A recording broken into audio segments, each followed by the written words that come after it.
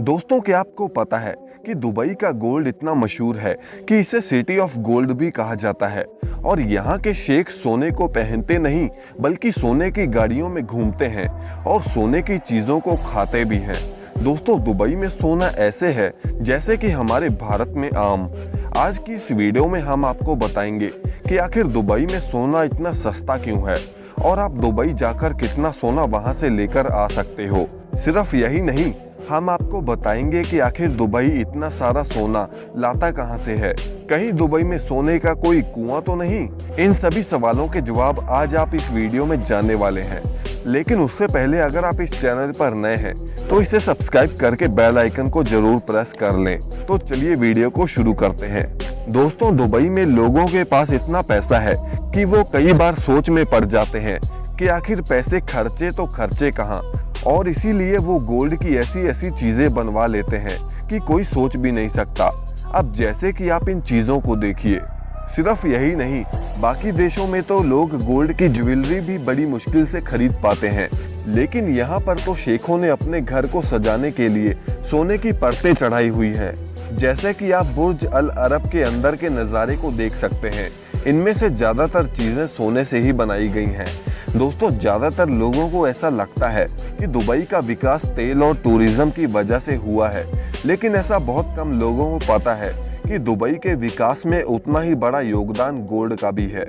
दोस्तों, यहाँ पर एक गोल्ड की इतनी बड़ी मार्केट है कि करीब 1000 दुकानें तो सिर्फ उस मार्केट में ही हैं, और इस मार्केट में 1000 किलो तक का सोना सिर्फ एक दिन में ही बेचा जाता है। सबसे पहले हम बात करते हैं कि आखिर दुबई में इतना सोना आता कहां से है। दरअसल दुबई साउथ अफ्रीका से बड़ी मात्रा में कच्चा सोना इंपोर्ट करता है और उससे एक से बढ़कर एक सोने की ज्वेलरी तैयार करी जाती है, और जैसे ही इस पर दुबई की स्टैंप लगती है तो फिर गोल्ड का रेट दुबई में चल रहे प्राइस के जितना ही हो जाता है। दोस्तों, दुबई में सोना इतना पॉपुलर है कि वहाँ कुछ ऐसी गोल्ड जीतने की गेम्स भी खेली जाती हैं, जिससे कई लोग तो करोड़पति भी बन चुके हैं। दोस्तों, सिर्फ इतना ही नहीं, आपने देखा होगा कि ऐसे बहुत सारे लोग हैं जो दुबई से चोरी छुपे सोना अपने देश में ले जाते हुए पकड़े भी जाते हैं, और ये वही वजह है कि सोना दुबई में बहुत सस्ता है। दोस्तों, क्या आपने कभी सोचा है कि दुबई का सोना ही इतना मशहूर क्यों है?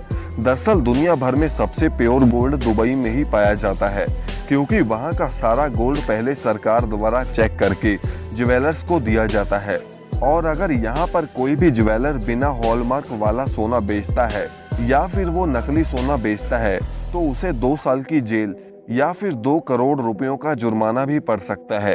अब आइए जानते हैं कि आखिर दुबई में सोना इतना सस्ता क्यों है। दरअसल बाकी देशों में सोने पर कई तरह के टैक्स लगते हैं, जैसे कि इंडिया में GST plus VAT plus excise duty, इन सब तरह के अलग अलग टैक्स देने पड़ते हैं, जो कि सोने की ज्वेलरी को काफ़ी महंगा बना देते हैं।